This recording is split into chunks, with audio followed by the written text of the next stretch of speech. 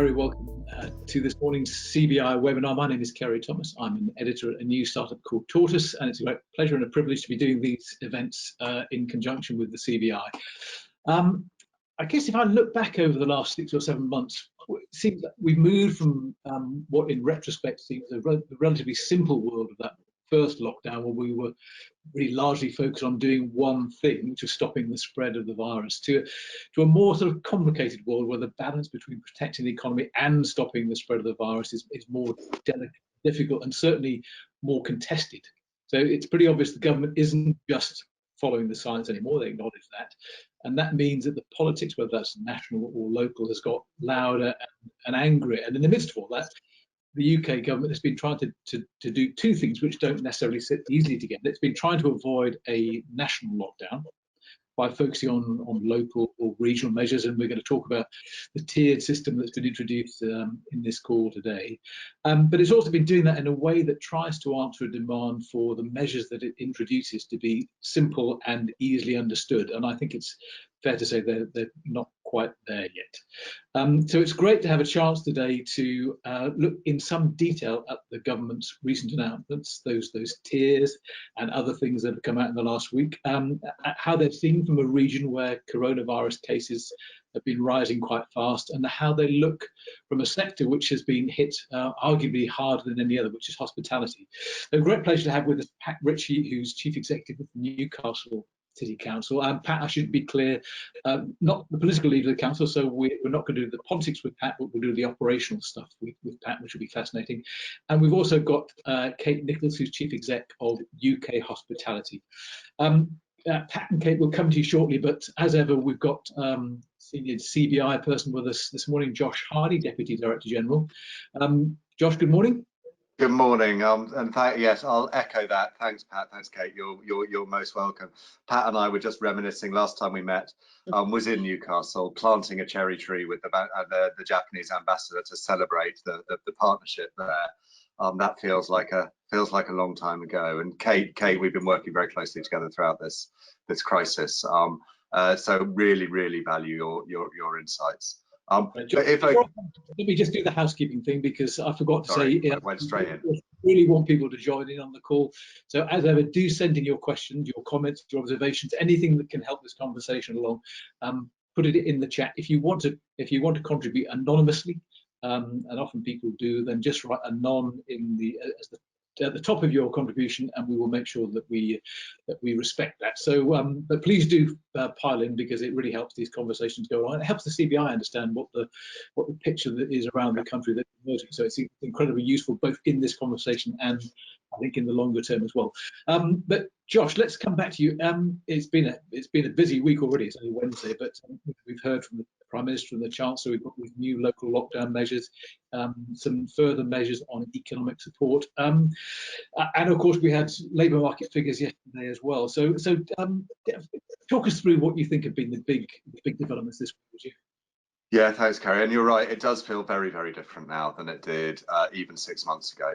You know, maybe some parallels in terms of the curve of the virus, but not in terms of the psychology behind it, I think, at the moment. But I'd like to highlight just a couple of areas where there have been progress, but also some areas where we really need to focus before we hear the detail from Pat and Kate. Because I think in some areas there have been step forwards. If we think about the big calls that you've been asking us to make on your behalf, one of course was about more financial support, building in that flexibility to the job support system, and we saw a little while ago now the Chancellor do that for those firms that were officially shut down, and also increasing the grants available, and of course making sure that was available with the job retention bonus as well. And that was not sufficient, I'll come on to that, but it was a step forward for many firms. And then the other big ask that we've been making is, can we just get clearer, please, about the restrictions? What are the different levels of restrictions? When do they apply? And what help do firms get in those circumstances? And of course, the Prime Minister did come out and lay that out on, I think, Monday, although still days blur together, don't they? With the 3-tier system, which did provide a level of clarity. I won't go in detail through the tiers, because I'm sure you're all more aware of them than I am. But you have the very high tier, which is primarily around the Liverpool area, six areas, where there are tough restrictions on indoor and outdoor mixing, on hospitality, pubs, bars, gyms, closures, and on travel. You have the high level, which is 64 areas, primarily around the Northeast, West Midlands, Yorkshire, Manchester, where the restrictions are primarily on indoor mixing. And then, of course, you have the medium, the rest of the country, where rules still apply, the rule of six, the curfew. And again, I'll come on a little bit to that. So that does add a little bit of clarity, and that is something that we've been asking for. So we think that is helpful. But there's always, I'm afraid, there's always a but at the moment, isn't there? I think there are three clear areas where we are pushing for more. I'm sure we'll hear more about this from Kate and from Pat. The first is on communication. It's not been good enough. Too often, businesses, local leaders have found out about changes by media, by late phone calls, sometimes even after deadlines. And that has, I sympathise with that, because we're moving at pace, and it's not always the case that masses of notice can be given. Of course it's not. That's the world we live in. But the transparency in the process can improve. And the risk is, if you're not communicating effectively, nature abhors a vacuum. You get disagreement, you get debate, and that in itself, and we're seeing a lot more of that right now. And that wasn't the same 6 months ago. That in itself damages business confidence and critically damages compliance, because people debate the rules much more and disagree with the rules much more. And that doesn't help us control the virus. So real pressure on getting that communication right. Second area, and they relate, of course, but is on clarity of the evidence. We can get better at showing what the rationale is behind particular restrictions. And there are two areas where that is urgently needed. It's needed across the board, but on curfew and on rapid testing. I don't think there are that many people who are really, really clear about why the decision around curfew is effective, it could be effective and has been taken, and why we're not deploying rapid testing in the way that some other countries are. Now, there may be good reasons, and let's be clear, there may not be pure health reasons, because there's behavioural stuff that we need to take into account and that matters as well. But unless we're absolutely clear about the rationale, it makes it much, much harder for people to understand, buy into it and comply. And then the third area is, of course, ongoing financial support. There is more available for those that have been shut down by decree, but there are many who have been shut down by circumstance.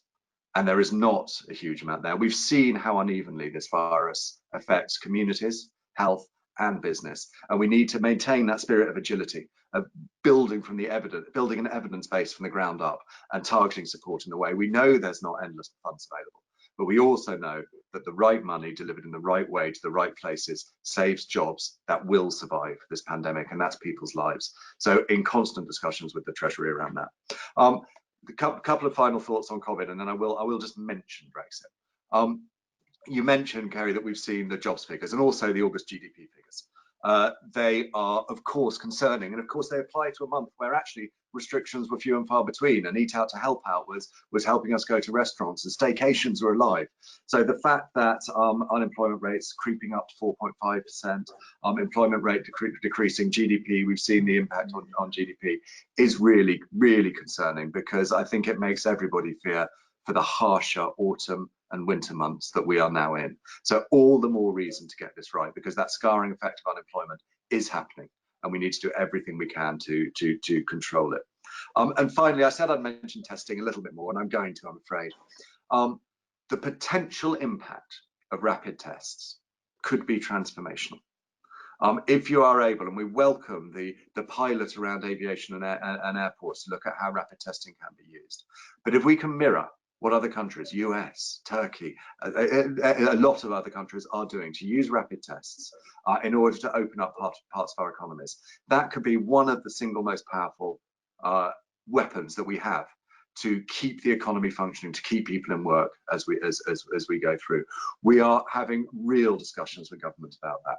We are trying to work out why it is that there is a reluctance. I mean, we haven't moved on this in the UK. In the way that other countries have. To give credit where it's due, from a standing start to where we are now, and I know there are problems, big problems with test and trace, but it's come an awfully long way, and we're not alone in having problems there. You only have to look over to France. I mean, it is tough stuff to set up, but if we can diversify, whilst improving test and trace, if we can diversify into different testing regimes, that will be a huge boost. So we are pushing on that. We are trying to understand what the block is. It may be a risk appetite issue. It may be about production, but we need to be better at communicating what those blocks are so that business can actually step in and help. So just to be clear, we're pushing on that. Final thing, Brexit, all I'll say, it's a big week. There are positive noises, of course, and there is a genuine hope, and we've spoken to Michael Gove and Didier Seuss on both sides about this, that we can end the week heading towards at least a tunnel-like place. If not firmly ensconced in the middle, in the middle. Maybe pens hovering on paper to actually put text down. That would be a big step forward, because the clarity a deal would bring in terms of businesses being able to prepare, in terms of avoiding those tariffs and quotas and triggering investment, and a solid base for going into 2021 when all else around us is likely to be less certain, would be totally transformational. So all power to their elbows. Plenty of slip between cup and lip, to mix my metaphors. So we absolutely cannot take it for granted. But again, just to reassure businesses, we have a number of interventions planned to help push this along and make sure we do get to what is now likely to be a November deal, if there is one, rather than an October one. But that's more than enough from me, Gary. Well, you've given us a great start there, Joshua. But let me just come back on one thing. As you say, you've been pushing for clarity of rules and regulations, and so that people can understand and hopefully comply.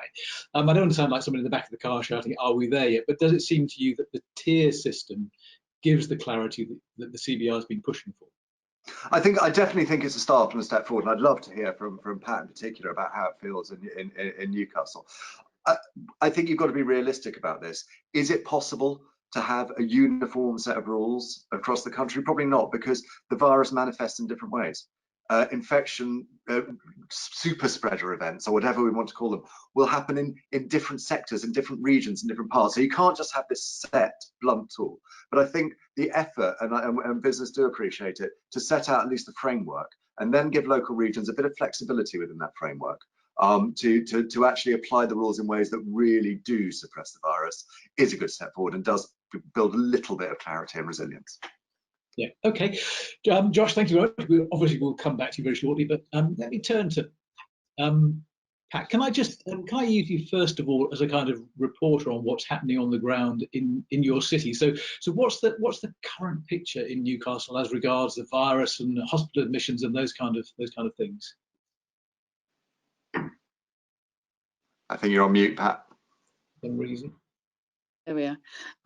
Just in terms of where we are in Newcastle, and it's worth just noting that we've been subject to the middle tier, tier 2 in the northeast for the last 3 weeks. So we're a bit of a kind of head of the curve in terms of where the rest of the country is on that level of restrictions. And what we've found is that there is some evidence that the action that we've taken at the sort of tier 2 level is starting to bring numbers of the virus down, but it's quite difficult because of the kind of inaccuracies of the data to be absolutely clear about that. And the current picture in Newcastle is that we have about 467 cases per 100,000, which is high compared to the rest of the country. But a couple of weeks ago, we were at about 503 cases per 100,000. So there's a bit of evidence that that's coming down. The issue is trying to kind of work out how much of that is to do with the number of students who've been affected by the virus in the city, and how much it's gone into the broader kind of population. And because of some of the issues test and trace, we don't always get fed into the national system and then fed locally the number of students, because sometimes they'll register from home, sometimes the system, they may have had a positive test that they've told the university about, but it doesn't necessarily feed into the national data system. So there are still issues about the kind of clarity of what's actually happening on the ground and around data. We aren't seeing at the moment, unlike Liverpool, who've moved into the the higher tier. What we aren't seeing is a huge amount of pressure on the NHS. We've got about 13 people in critical care in Newcastle in ICU. It was a big hospital. Newcastle's the main regional hospital. So those numbers, whilst concerning, are nothing like what we had at the height of the first wave. So the general kind of feeling in the NHS is that they're coping at the moment, but that, you know, could move quite quickly. And I would say that you know, there is some evidence, albeit that the data is a bit inadequate, that that numbers are starting to go down. We're certainly not seeing the numbers going into the older population the way that they were in the first wave. What we are seeing is the effect of the wraparound that we've given to care homes, where there's rapid testing, daily testing, there's wraparound nursing and support, and we're kind of I think more confident that the numbers are spreading into older population at this stage. We are seeing some big effects on the economy as a result of being in the tier 2 restrictions for the last 3 weeks. So we've had no household mixing in indoor settings, which means that you can't go to a pub or a restaurant with anybody apart from who you live with. Somebody said to me, you can only go out with your mother if you live with her. And, you know, you kind of, that's quite a restriction, because people tend to want to go out with friends or the broader extended family who don't necessarily live together. And what we saw from the introduction of these restrictions was that a number of businesses saw quite a significant drop off in business, particularly in restaurants and particularly in pubs, which sort of cater for more kind of family dining and that type of thing. The other issue is that it's quite difficult to enforce no social mixing in some of the pubs that we have in the city, because by their nature, they tend to be sort of pubs where younger people go out, where students go, and so enforcement's quite difficult. And we've seen quite an impact. Knock on to retail, with people maybe less likely to come into the city because they can't go for a meal, or they're less keen to go for a meal. They're not necessarily, you know, using the city centre. And then the effect we've had on offices in the city, where you know, a lot of people are still working from home, some back in offices, also impacts on hospitality, because in city centres like Newcastle, there's a sort of interrelationship of the retail, office, leisure, which is what makes the city what it is, and kind of adds to the economy and the vibrancy of the city. And certainly students are part of that. In Newcastle, 60,000 students in a population of 300,000 in the city is a big economic factor, but also kind of drives a lot of the leisure and hospitality within the city. So I don't know whether that gives you a bit of an overview. I can talk a bit more about some of the more detailed impacts, if that's helpful. We've had a question. Let me put it to you, Pat, and I know that you know, we're going to steer clear of the politics with you, but we've had a question. I'm trying to understand how it's public knowledge that there is a sort of discussion going on about which tier Newcastle should be in, and someone wants to try to understand how those conversations with government happen. Do you sit down and go sector by sector? Do you feel like you get a chance to present your evidence? How do those things take place, those conversations about which tier a city or a region should be in? Well, I think in the first instance, when we went into tier 2, what is now tier 2, we didn't know it was at that time. We'd worked through what we thought would make a difference in terms of the numbers in the city, and we kind of negotiated that with government. It's no secret that that was then announced before we had been warned it was going to be announced. So that didn't help with the kind of communications and how that lands on the ground. And the thing I would say is that making sure that the local and the national is lined up, particularly on communications, is the key to ensuring that you at least get clear messages out to people and that you try and ensure compliance.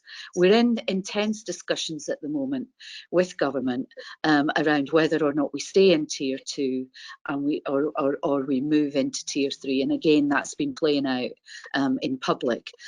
I would say that there is an evidence-based discussion which relies to some extent on different views of the evidence, and that's something that we're kind of working through at the moment. The other thing is that in each tier, I think we've made the very strong case, and it applies to tier 2 as well as 3, that there should be economic support associated with each of these restrictions, particularly in the high tier. And we put in a proposition for health and economic support as part of our discussions around tier 2, and we've had support on the health aspects but not on the economy. And that's something that it's important that business does keep pressing on. If we move into the third tier, there is a more broad furlough scheme and broader support. So we are kind of having to weigh all of that up in discussions with government, because this crisis is really about a kind of balance of health and the economy. And we've been constantly kind of grappling with that as we've gone through, because nobody wants to see the economy of a place like Newcastle, in a place where it's very difficult for us to recover from. So we've got to kind of look at how we get into that judgment, and we are engaging with government across both Treasury, Health and other departments to try and get that balanced discussion, as is Manchester, Leeds and other northern cities. But what I would say, Kerry, is that it's moving at pace, and sometimes that means that sometimes that means you don't get quite the considered decision making that you would want. Yeah. Okay. Let me bring Kate in. Kate, thanks for being patient there. Let's go back to, I think Josh set us on the right path. It does feel like this is a very big week, and he pointed us to 3 things: communication, clarity of evidence from government, and financial support. Give the government a score on those 3 things, would you? Communication, clarity of evidence, and financial support. I think I would have to do good, do better on all 3. And communication has been very limited with the trade. It really isn't helpful for businesses to wake up and read on newspapers on a Thursday morning that they are going to be required to make substantive changes to their business, and to put people in a position where they're making redundancies. All of our businesses are just desperately trying to protect their teams. Hospitality is a people business. We rely upon our teams. They are our biggest asset. They're the only asset we really have in a lot of cases, because many of our businesses are operating from leasehold businesses. So our asset is our people.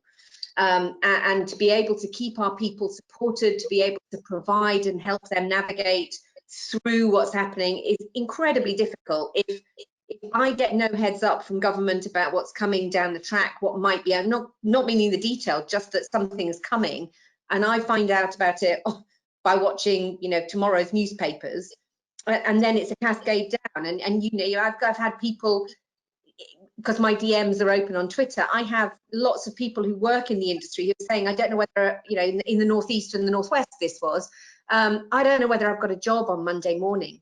That is an appalling situation to put 3.2 million people in, let alone the sort of economic impact that you're trying to work through. So we all appreciate that we're grappling at pace. The communication has been poor. I think the other thing that has been difficult, which is something that Pat touched on at the end there about communication, is there is a total disconnect between health measures you want to implement, financial support, and the announcements of changes. And so you get partial announcements that come through. I mean, we started to get it a little bit better on Friday. We had the Chancellor confirming that there would be support for businesses that were closed before we found out that businesses were closed. But you still couldn't say whether that was enough, or make a planning decision about redundancies that you might need to make to protect the business until you had the complete package on Monday.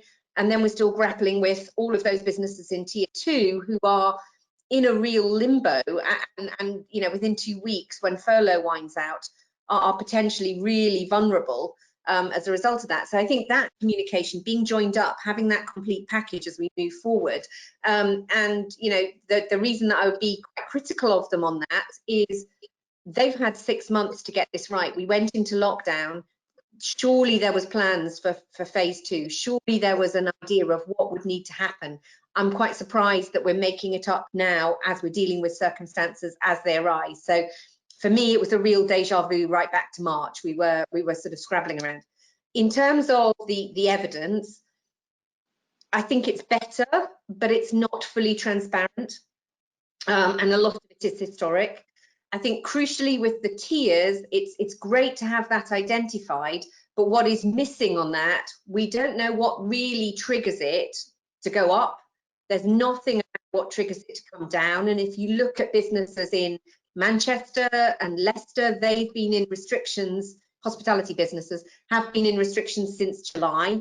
Bolton, they were left in limbo with really stringent restrictions and no support because they weren't closed. And then businesses in the northeast, as Pat was saying, you know, 3 weeks before they've had any announcement that they may get some support if they move into the next tier. So that idea of how do you move up, what triggers you to move up? Can a local authority just decide they want to be moved up? Because you've had Essex unilaterally saying they want to be in tier 2, and the Mayor of London also asking to be put in tier 2. How do you come down? And crucially, looking ahead, strategically, how do we get a route map for getting out of this? Because if all of the country is in orange or red, how do we get to green? How do we move down from medium risk to low risk? And how do we move back towards reopening? That's the killer for business confidence, because in our sector, there is no end in sight until you get a vaccine. So you're not going to get anybody to invest. You're not going to get any loans. You've got no business confidence. So, you know, you're having business values downgraded dramatically. And the business support isn't there. You have businesses that are subject to really stringent restrictions as a result of the cumulative impact of all that we've talked about across the country, with the curfew, the rule of 6, the work from home, travel restrictions. That's seen in the last 2 weeks, week on week, sales have dropped by a third. In parts of the northeast, sales are down 50–60%. Our break even in hospitality is about 75% of revenue. In parts of London, we're at 20%. In parts of the northeast, 30–40%.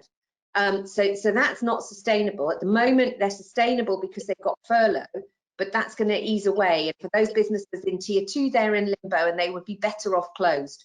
And the only reason there is this tension between local leaders and businesses about which tier are we in and whether we close or not, and whether we have circuit breakers, is there is no economic support.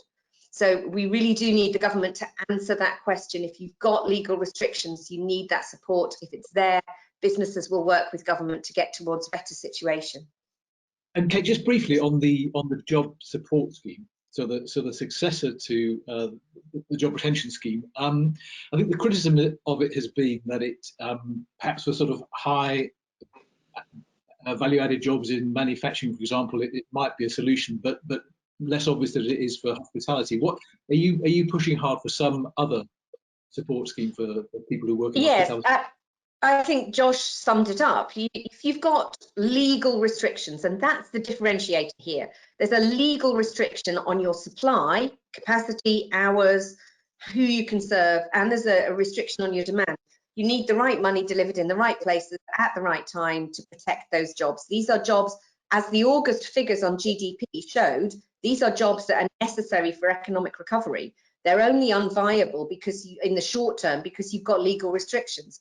So hospitality businesses simply can't pay more than the hours that they work. So the Chancellor and the PM talked about European comparisons.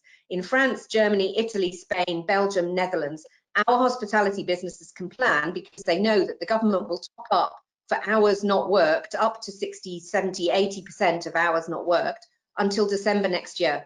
So none of our comparator businesses, sister organisations, sister businesses, none of them have to face making redundancies because somebody introduces a curfew, because it's covered by that scheme. So you do need to have that adjustment to the job support scheme.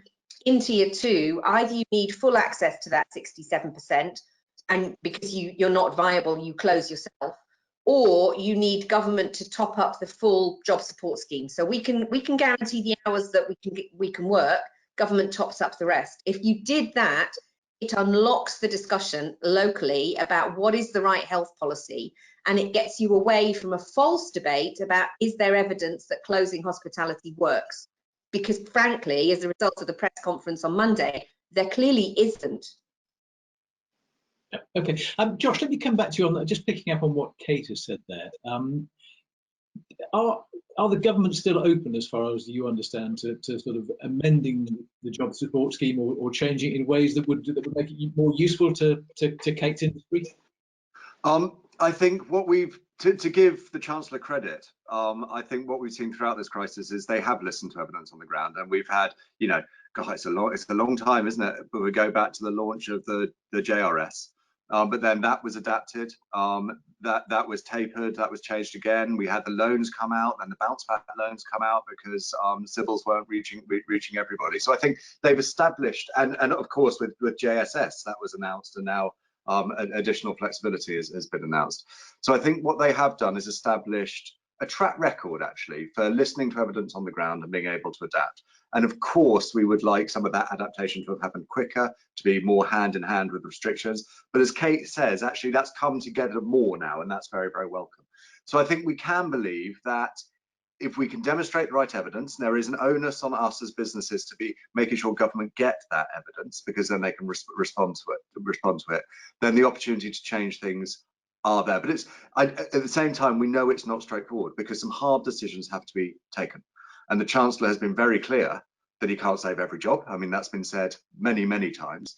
So that how do you make sure, given this money is going to have to be paid back one way or another, how do you make sure that you're using it now in the most surgical and precise way? And I think that's where business organisations, whether it's the CBI or whether it's Kate's organisation, can be really genuinely helpful for government actually in providing value for money and protecting people's livelihoods and lives actually going forward. So I think, yeah, we certainly are looking at ways of getting more. Yeah. Pat, let me just come back to you, because I thought one of the interesting things on Monday, when you had Chris Whitty saying that even tier 3 might not be enough to suppress the virus from his view as chief medical officer. What he seemed to be suggesting was that even tier 3 could be a sort of baseline on top of which local and regional authorities might implement their own measures. Is that the way we're going? Are we going to more of a kind of sort of blended model between government action and local and regional action that would sit on top of it in a place like Newcastle? Well, obviously we're still in discussions with the government around that, and when we did the current restrictions, that was based on what we thought would work on the ground. So I think it's welcome that the government are saying here's a kind of baseline, and then work with your own local circumstances if you want to go further. And Liverpool are in the forefront of that, and they've decided to try and work a way around restaurants and pubs serving food. And look at how they can do that safely, and generally the kind of our experience here has been that you can do that in a COVID safe way. So you know that's something to consider. They've also gone down the route, however, of casinos, betting shops, gyms. I'm not sure on gyms actually. They're still kind of working that through, but you know they're looking at a kind of broader set of things, and it seems to me that that's probably the sensible, in that different places have different economic and sort of behavioural needs that need to be reflected in that. Having said that, I think if you're going to do that, it has to be in sort of discussion with businesses and with people in the region, because this is quite a difficult position for local politicians to be in. And I think, certainly our experience has been we've tried to take soundings, we've tried to work with, and it's really quite important that we continue to do that. I do, however, think that the most fundamental thing is how you impact on people's compliance and behaviour. And that isn't, partly local authorities have a role on enforcement in licensing and in other areas. But the most important thing is to try and find a way to bring and to get back the kind of public support that we had at the beginning of this. And that, I think, needs to be done through local communication local campaigns, really getting the voices of business into that, but also the voice of a range of influencers in the individual region for the way that restrictions might play out locally, because that behaviour and compliance is the kind of fundamental thing. The worry, I think, in some of the restrictions is that if you go too far in closing down well-regulated, COVID-secure places, you can drive then behaviours underground to house parties and other things. So it's quite a kind of delicate balance. And I think it has to be linked to people feeling that they're doing this hopefully for a short time in a way that will make a difference, and they've understood the evidence that's led to the decision. And that really does need good local communication and engagement on the ground with communities.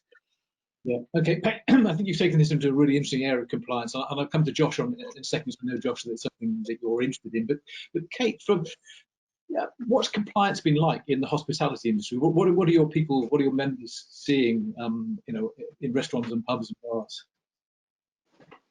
Broadly, compliance is very, very high. And, the surveys that we've been doing, we have a consumer pulse survey that runs every week since we've been reopened, looking at what customers think about our protocols.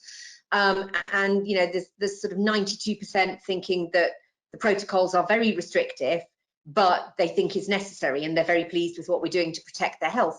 There will always be problems in an industry, particularly where you've got a lot of independent businesses. You will always have compliance issues.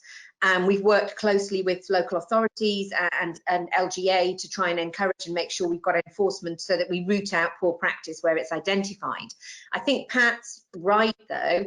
What you can see as a result of the curfew is that, and also the scenes in Liverpool last night, as soon as you put people out of well-regulated, well-run, licensed premises, if my members in Newcastle don't do what they're supposed to do, Pat has a whole team who can take their licenses away, and that's their livelihood gone. So you've got a really strong incentive to make sure you get it right, because they've got an alcohol license. But you can see that you take them out of those well-regulated venues, people don't go home. Even those who do want to just go home are creating a pressure on public transport points because they're all out on the streets. But in Liverpool yesterday, you had people partying in the streets, you had people playing cricket in Peckham. There's not a thing that my members can do about that. Equally, we don't have enforcement on the ground that can realistically deal with that. And if you do suppress it, in the summer, where you reached sort of boiling point or pressure cooker was coming up, in the summer you had an awful lot of illegal house parties and raves that were happening because there was nowhere else for people to go. So I do think there's a very dangerous point there that, you can regulate what happens in hospitality, you can't in people's lives and livelihoods. And so that's the compliance issue that comes up. And Kate, do you see any difference between the levels of compliance with regulations that seem to be logical and make sense to people and others that don't? So I'll give you an example. I was in Scotland staying in a hotel last week. And I could have dinner in the hotel, but I couldn't have a drink with my dinner after 6 o'clock. And we all complied with that. But at the same time, you're thinking, this doesn't make any sense at all. Do you see any difference? Are people differentiating between how they comply with different things? Yes, I think you do see that, not necessarily from the businesses, but you do see that from individuals. And you get then, our frontline staff have to deal with people who at 10 o'clock at night don't understand why they've got to, even in a hotel, if they're polite. So in London, in a hotel, you have to go, you go to your room or you sit in a public lounge, but your guest who's with you, who's a non-resident, has to leave. That's where you get the tensions, because people don't understand why that's happening and they don't understand what they should be doing. So I think, yes, you do get that. Equally in Liverpool, I was quite shocked that there were quite a lot of gym owners and people who use gyms who were planning to do a boycott. They were just not going to comply. And if you decide you get mass non-compliance, and that's what's happening in the streets at 10 o'clock, people have just decided they don't want to go home. They want to stay and have a party, and they want to socialise, and they want to do something. The lockdown in March was more successful, I think, than government anticipated it would be. Very, very little non-compliance with it. but it wasn't enforced by policing, it was enforced by consent. And if you lose consent because people think it's illogical, it's impossible to see how you can regulate behaviour. Okay. Josh, I know that does it feel to you as if this issue of compliance is kind of rushing up to meet us in a way that, as Kate said, it wasn't really in 6 months ago? I think it's certainly very different, and I agree with everything Pat and Kate have said. I mean, I think if you're from a sort of behavioural psychology perspective, if you're either not clear on the rules or you don't think the rules make sense, that of course has an impact on compliance. It's very interesting to see how that's playing out in different countries. People have different attitudes towards towards rules, and that certainly includes the UK. But I think I think businesses have done a brilliant job. If you look at the compliance of firms, whether that is in hospitality, whether it's in offices, whether it's in factories, actually making their businesses COVID secure, unbelievable work. And that's what we have as a business community within our control by and large. And so I think we can stand proud and say that we've done that. But I think there's also, I mean, probably not for today, not really in the business lane, but some very interesting work being done by Demos that shows actually the social fragmentation that is happening between those people who obey the rules and believe in the rules and those people who don't, and actually the risk of the anger that develops between those groups that could stay with us long after actually the virus. So I think there are all sorts of reasons to try and get it right, but yeah, clarity, communication and common sense I think have to lie at the heart of it. Okay, and can I just add on to that, Kerry, that you've got also some very strange rules in the business community. So in order to help a lot of businesses to be COVID secure in their workplace, in their offices, lots of people have then moved into taking rooms, taking spaces in hotels. And now we have a perverse situation where they can't sit and have a meal together, or you can't have a business dinner after you've had your meeting. So I think the government needs to think things through a little bit more carefully about how we help the business community and have that support service available to the business community to be COVID secure. Okay, look, comrades, we have run out of time. Pat, Kate, Josh, thank you all so much. I need to mention that tomorrow at 10 o'clock there is a CBI webinar for SMEs that looks fascinating, so do join us for that if you can. But for now, all of you, thank you very much. Thanks to everyone for joining us, and we look forward to seeing you again very soon. Thanks, everyone. Thank you.